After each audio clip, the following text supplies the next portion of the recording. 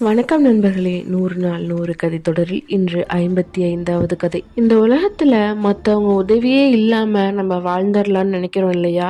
அப்படிப்பட்ட நினைவுகளுக்கான கதை தான் இது. ஒரு வீட்டுல 2 குட்டி எலிங்க இருந்துச்சு. அதுங்க ரெண்டுக்கும் ரொம்ப பசியா இருந்தது. என்ன செய்யறதுன்னு யோசிச்சு அந்த வீட்டோட கிச்சனுக்குள்ள போய் பார்த்துச்சுங்க. ஒரு கிண்ணம் நிறைய பால் இருந்தது. ஆனா என்ன ஒண்ணு, இந்த 2 எலிகளும் சின்னதா இருந்ததுனால அந்த கிண்ணத்துல இருந்த பாலை குடிக்க முடியல.